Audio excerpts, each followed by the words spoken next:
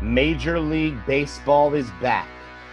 A 60-game season will be taking place. It's not like anybody agreed to it. Rob Manfred just said it was going to happen. The owners voted in terms, and now we actually have spring training beginning on July 1st. So what's going to happen with the Yankees and the Mets? What's going to happen with their spring training situation? Let's find out today on Downtown Sports. I am your host, the Mouth of the South, John Schiavone, along with my co-host, the Beast of the East, Jonathan Perriente. We have a special MLB preview two-hitter to get to. And for right now, I'm going to hand it off to my co-host, the Beast of the East, John Perriente, to introduce the first of our two featured guests on this two-hitter. Take it away, Beast. We are here with a very, very special guest joining us. He is, you can hear him live on WFAN Sports Radio 66 for the New York Yankees pre- and post-game shows, also hosts his own podcast, a great insider for the New York Yankees. We are pleased to welcome Sweeny Murti to Downtown Sports here today. And Sweeny, a pleasure to have you on. And how are you doing today? I'm good. Thanks for having me, guys. Appreciate it. It's a great pleasure, as always. And a lot of things have changed in the past couple of months. We were right around the corner, Sweeny, from spring training. It was right about to begin. Coronavirus comes. Things get thrown into chaos.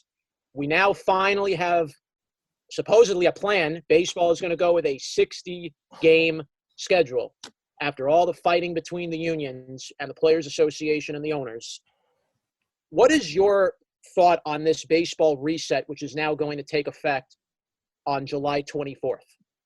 Well, there's a long time between now and then, so a lot of things can happen. I think we were at a point when spring training the first time around got halted on March 12th, 13th, around there. We were at a point where we were waiting for scientists and politicians to tell us when it was going to be okay to get back to baseball again. We got to a point in the last month or so where, as things started reopening, it became about this contentious negotiation between the players and the owners. And it's not the first time there's been a negotiation here. It's just that it's the first time in a long time where it's been happening without games being played. So there's nothing else to focus on and nothing else to occupy our time. A lot of times, it doesn't always go smoothly, but it doesn't always go smoothly when there's real games being played. So we don't pay as much attention to it. They lost a lot in the eye of the public at the expense of about 20 games, because if everything had gone smoothly, they'd probably be about an 80-game schedule, which they're hoping to start July 4th. But keep in mind, that's best case scenario. If they had come to a really quick agreement and there was no animosity between players and owners, the best case scenario right now is we'd be in spring training 2.0. All these other cases would be blooming in Florida and Arizona, and maybe to a greater degree because you'd be opening it up more with spring training facilities, and we'd still be almost 2 weeks away from the first real game being played. So even if the negotiation wasn't a problem, they were never going to play before July 4th anyway. So we still wouldn't have gotten there, and we're back to the point now where the scientists and politicians are going to have a lot more say about how the season progresses, when it gets started. As I said, we're still a month away from that. And if it ever ends, which is, we're obviously still several months away from that. So to follow up, with the agreement in place now, one of the biggest contingencies of this agreement is, will the players be ready from 7 days of signing the agreement to report to spring training by July 1st? Now coronavirus cases are ramping up in Texas, are ramping up in Arizona, are ramping up in Florida. Yeah. Governor Cuomo here has said, well, the Mets and the Yankees could do spring training in their own facilities here in New York. How are teams and how are the Yankees specifically going to attack the spring training situation once this is all signed, sealed, and delivered? Yeah, it's a good question. I don't think any of us really know yet. I mean, it's not like anybody's ever tried to do this. Ramp up 3 weeks in June and July to get to a season that's a 50 or 60 game sprint. So I think they're just kind of going to have to build up as many pitchers as they can and hope that, they don't have injury setbacks here in the short term. Remember, in spring training, if a pitcher has any sort of thing, even if it's not major, you usually shut them down for about a week. Mm-hmm. I don't know if and remember, this isn't all on the team. The player has to be honest too. If the player's not honest telling you that something in his shoulder or his elbow or whatever is hurting, then the team isn't going to do anything. It's going to keep sending them out there. So there's a lot of really odd circumstances here to try to get these guys to the starting gate, let alone the finish line. Definitely. And I want to get to that next point with the Yankees and the roster that they're going to have. The plan was about a 50-man roster. So if you're the Yankees, particularly right now, going into this spring training that's going to be 3 weeks or so, who's playing on the Yankees 50-man roster? How are the Yankees going to attack this? Yeah, I mean, I think you normally have a 40-man roster anyway, but you usually probably have about 30 guys who you think are major league level type of guys, and you send the back couple of those guys to AAA, and then the rest are probably A and AA guys who are on the roster because of their service time in the minor leagues. So I think the back half of that isn't all that important right now. It's the first 30 guys are obviously the most important, and we have a really good idea of who those guys are going to be. But I've mentioned this on the radio several times. I think that the nature of the season is going to be, not just for the Yankees, but for almost every team, there are going to be a lot of injuries. And you're not going to have the ability to wait them out.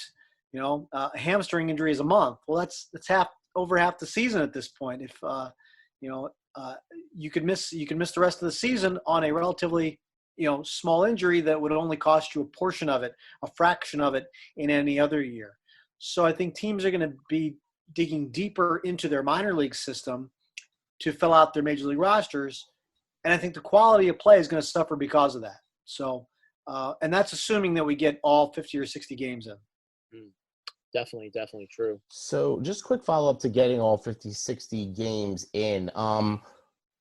Has anybody in baseball or anybody you've spoken to said to you what would be the thing that stops a season from starting, or a thing that, makes it so that we can't play baseball anymore during this period of coronavirus? Because, is there a number that Major League Baseball is looking at? Let's say a team decides, because I think in another women's soccer league or some league like that, a team just decided they were going to pull out because they lost six players and 4 staffers to, they have coronavirus. They now have to be quarantined. They had to pull that out.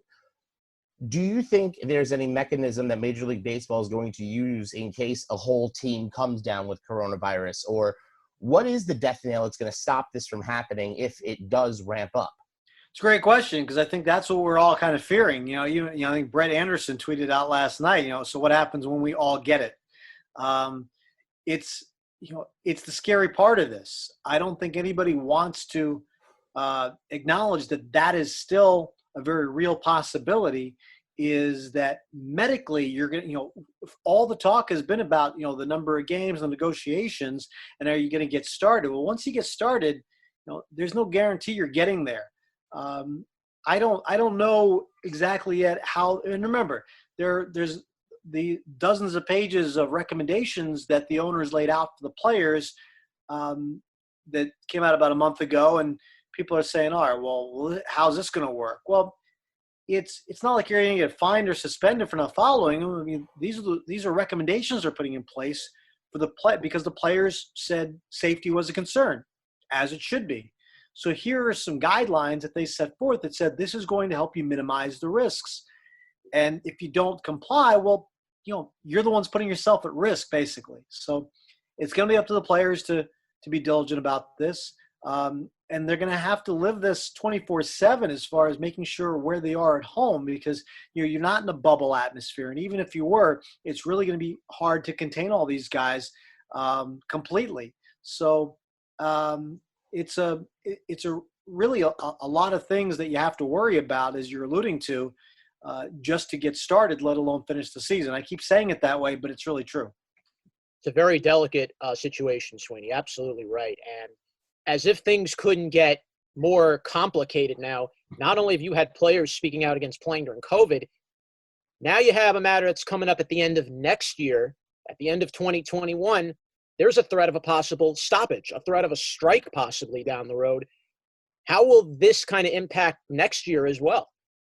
Well, I think as long as, public health-wise, you're allowed to start the season next year, and we're in a different place than we are now. I think it's something that's going to be hanging over them, but it's the idea that that a lockout could be implemented after the season is over.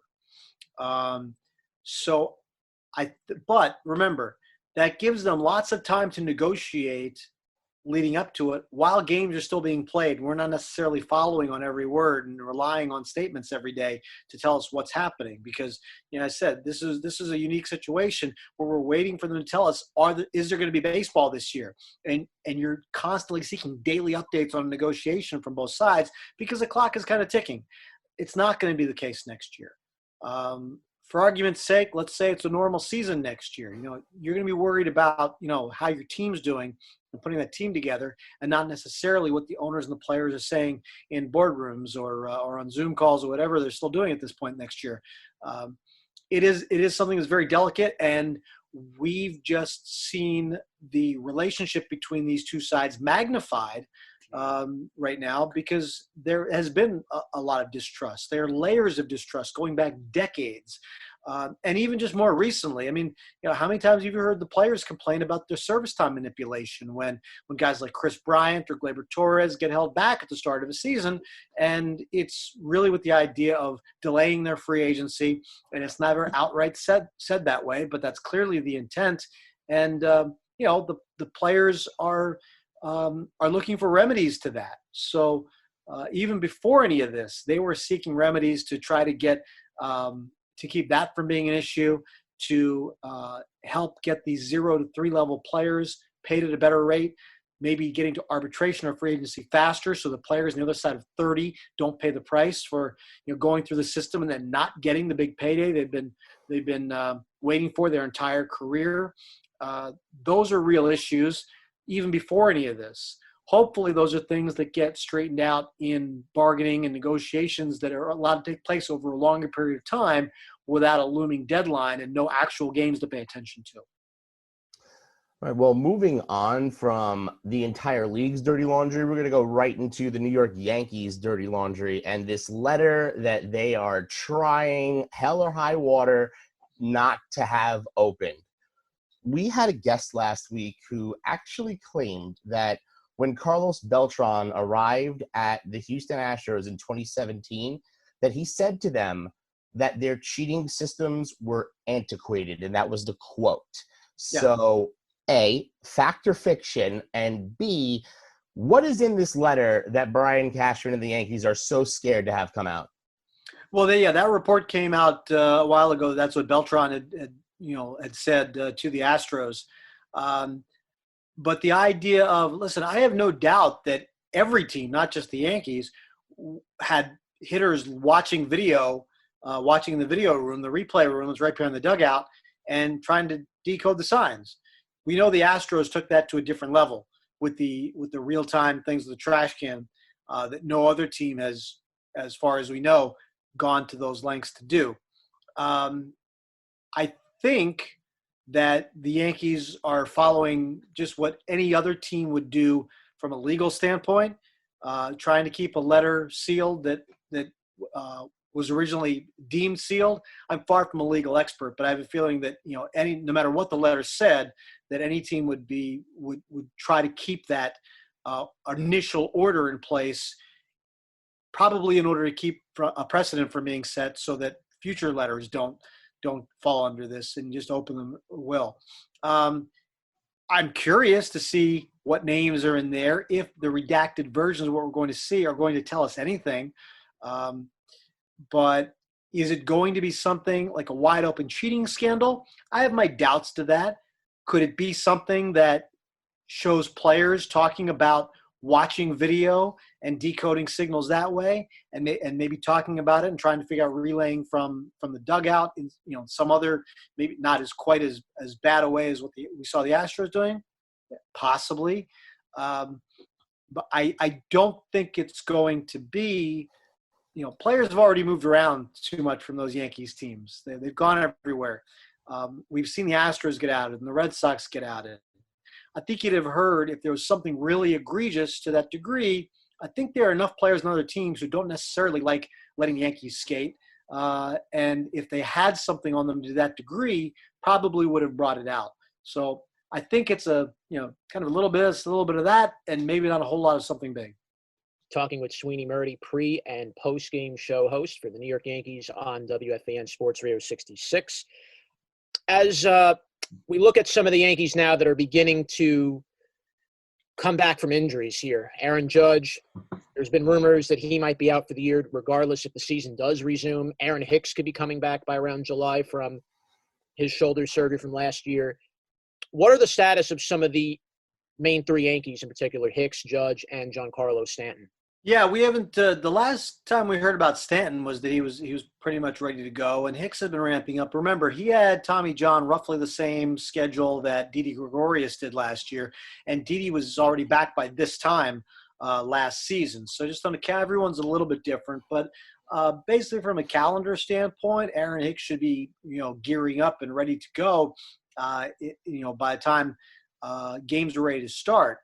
Assuming no further setbacks. Mm-hmm. Aaron Judge is the one we're all kind of interested in waiting to see, because you remember he went through an entire winter's program and started spring training without any issues whatsoever, and then had to get shut down. So as they're trying to let that rib heal, which they finally found, and again, let me go back to what I was telling you earlier about players needing to tell you if something hurts. The Yankees are taking a lot of grief for not figuring out this thing about Aaron Judge, but Judge went through an entire winter's workout program and didn't complain of anything. So, think about, you can't get mad at your doctor for not diagnosing something if you don't tell them what's wrong. So I think that's an important thing. To get back to where we are with Judge, nobody's really given us an update because they haven't been in a position to do so.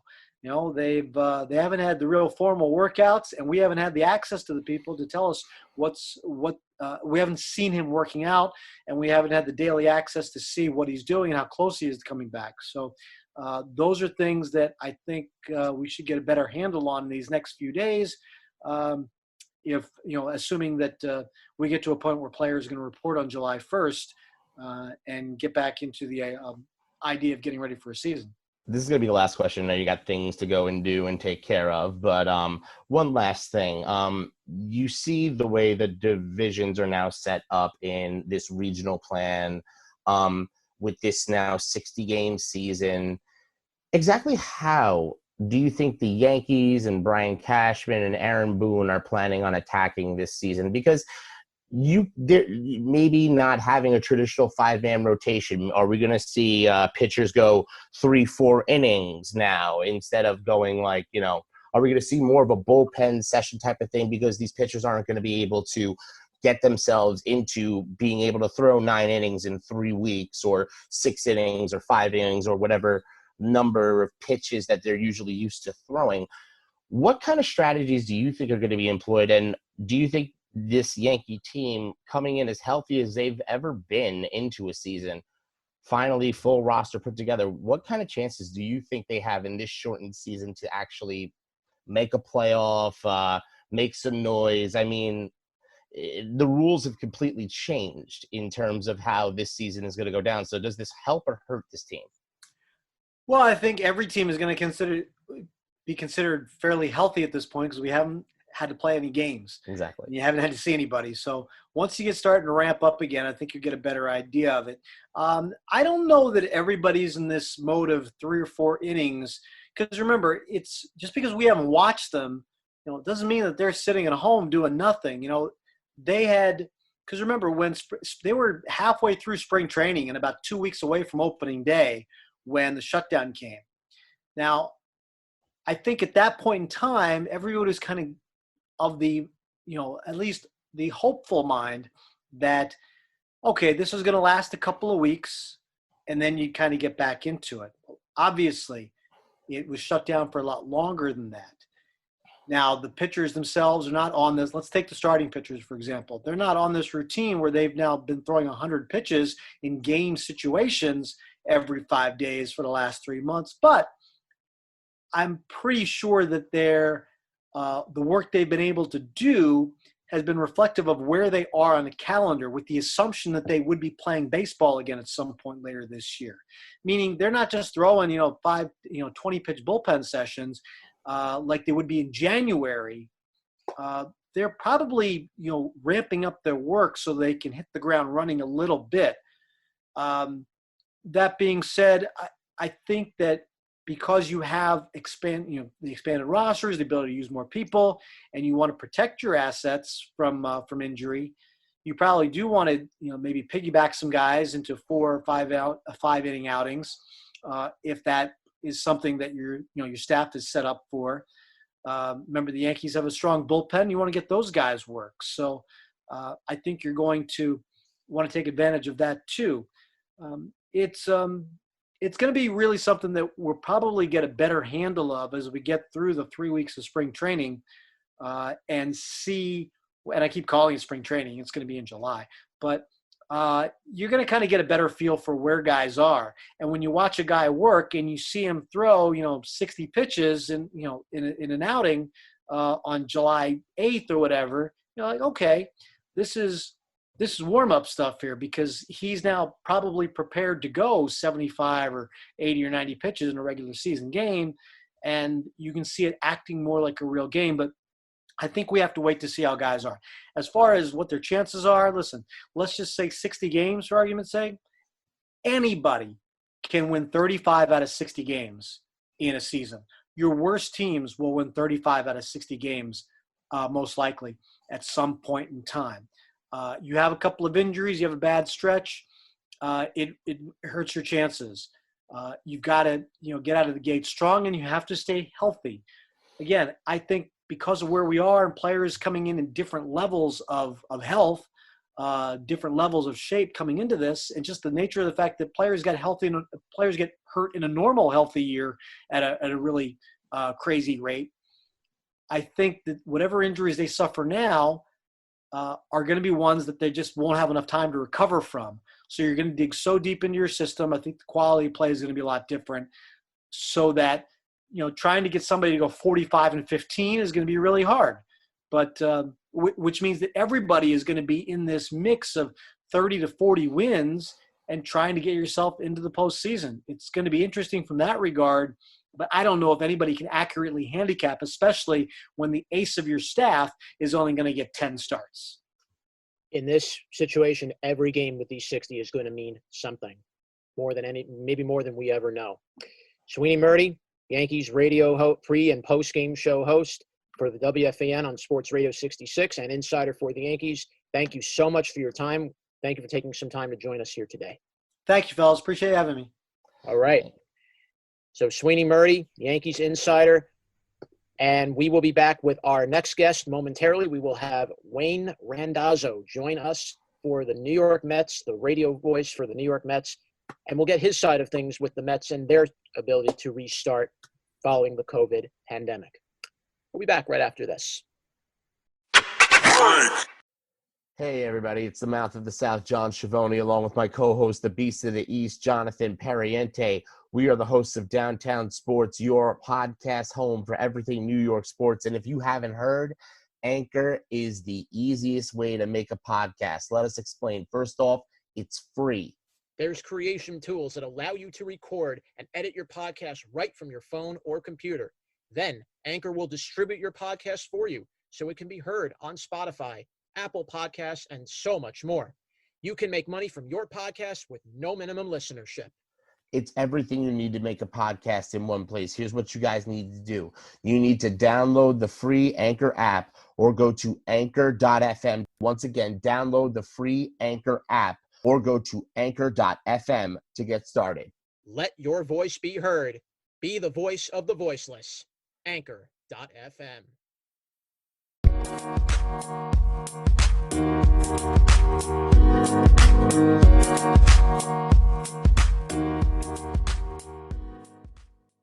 And we're back to Downtown Sports. Jonathan Pariente, the Beast of the East. Want to thank our special guest, Sweeny Murti, for joining us for the first half of our two-hitter. And here to introduce our second guest is the Mouth of the South, John Schiavone. Ladies and gentlemen, one of the two play-by-play voices of the New York Metropolitans. He, at first, was the pregame host for the Mets on 710 WOR. Now their new host, WCBS 880 Radio.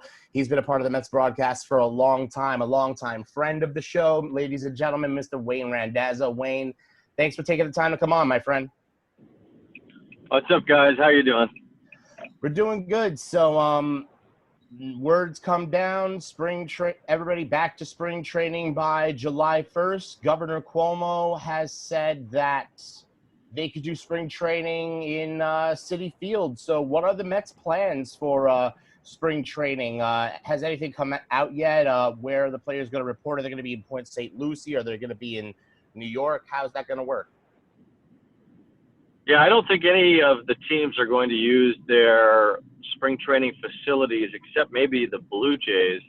They might have to be in Dunedin. I'm not sure if they are allowed to be in Toronto or not.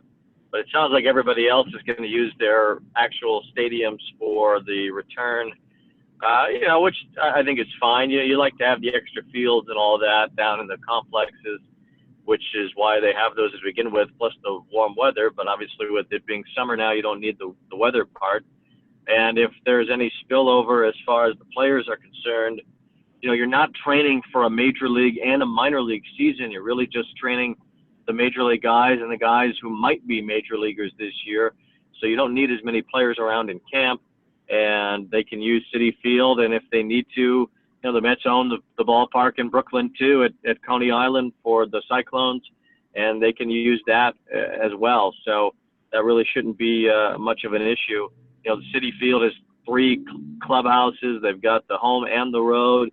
There's an umpire's locker room. I mean, there's plenty of room in Citi Field for extra players, and still able to keep whatever distancing needs to be there, plus whatever they use in Brooklyn. So I think they'll be fine.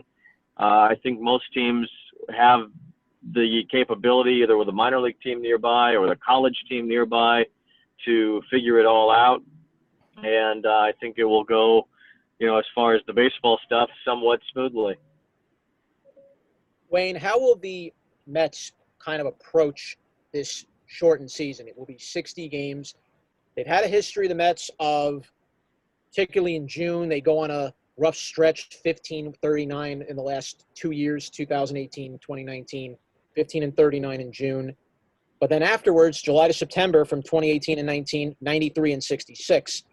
But being how short this season is, how important will it be for the Mets to really get off to a good start and maintain that throughout a 60-game season?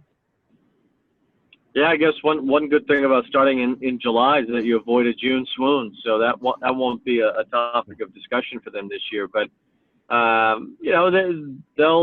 everybody's going to approach this in their own way, and I think however creatively teams can be with their rosters and use their pitching and all that, that's all going to be determined still. We don't really know how many players will be allowed to be on each roster, how many pitchers will be allowed to be on each roster.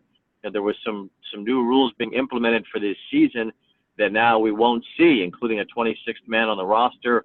You can assume that they'll be allowed to have more, plus the capability of maybe having a taxi squad because of the fact that they'll have a minor league squad available in Brooklyn. So there's a lot that still needs to be decided about how the approach will be and what these teams will do. But I think the Mets have one thing as far as the National League goes in their favor, is the universal DH, which we now know will be only for this season. They will not have it for next year. So at least for the baseball purists, they can hold on to National League rules for at least one more year. But for the shortened season, a universal DH really helps the Mets because you do have a bit of a backlog in terms of offensive talent. Dominic Smith is a guy that wasn't going to get many starts, but now he might. Maybe he'll play first base and Pete can DH. Maybe Yoenis Cespedes. We don't even really know about his health and how he's been progressing over the last few months. Certainly we'll find that out probably next week once everybody goes back. But if Yoenis is in good shape, he can be that DH as well and not really have to play the field, which would suit him. So I think the Mets, as far as that goes, will benefit much more from that than most teams in the league. Quick follow-up to that. Has Yoenis Cespedes been talking about the possibility of him playing a DH role this year since any of these talks have come out? Has Yoenis been speaking to anybody about what he thinks his prospects are for the 2020 season, considering shortened season? Now he might not have to play the field at all. Has he come out and said anything about what the plans are? No, I don't think anybody's really said anything about any plans for what the season will look like. I think, the players really haven't spoken to the media. Even, the little bit we have heard has just kind of been with regard to their workouts and such. So we don't really know any health updates. Michael Conforto was battling an oblique injury before the pandemic started. So, we assume that it's been a few months and he'll be fine and ready to go. But we'll find out all the injury updates, I'm sure, once the Mets report next week. But I would think Cespedes, who was planning to be back by around May 1st, should be good to go and should be available. And again, I wouldn't say that he's going to play the field much because you have other options. But if he's at least healthy enough to swing the bat and run the bases a little bit, well, I think that we'll see Yoenis Cespedes still look like a guy who's a very capable and impactful major league hitter. There have been a lot of rumors now with the Mets as far as ownership is concerned. You have Alex Rodriguez, Jennifer Lopez, a couple of months back were trying to take an ownership role of the team, and now they've come back into that race, and now a couple other folks, Josh Harris and David Blitzer, are also throwing their hat in the ring as well. Where do you see this going with the Mets as far as ownership change and who could take the ownership eventually of the Mets from the Wilpons? Yeah, it's almost an impossible thing to think about right now because we don't know even what the impact would be as far as the price of the ball club. What Fred and Jeff want, who they're talking to aside from what you read in the papers and all that. I mean, Jeff mentioned that there are 4 or 5 suitors. We don't really know who the others would be outside of the A-Rod group. So I don't know. I mean, it's really tough to speculate about anything involving the ownership change. And I'm sure if one is about to happen, we'll hear a lot more about it then. So to just follow up on that line of questioning about the ownership change, I know we're not hearing much about it. The Wilpons aren't putting much out about it, but do you honestly think that Fred Wilpon is really looking to sell this team at this time? Because we've been hearing reports flirting with it for months, and then, after the Steve Cohen debacle, they pretty much put a hard line and said, we're not speaking about this. And then the next thing we hear is there's 5 suitors. How serious do you think the Wilpons are about selling the team and about selling SNY?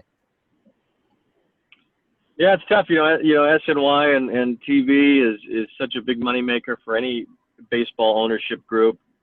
I know that the Wilpons love the Mets being in control of the Mets. They love the Mets organization. They love being baseball owners. They love the game. They are actually the longest tenured owners in baseball. Fred, he took a portion of the Mets in 1980, and with 40 years under their belts, they beat Jerry Reinsdorf and the White Sox by 1 year. Reinsdorf got the White Sox in 81.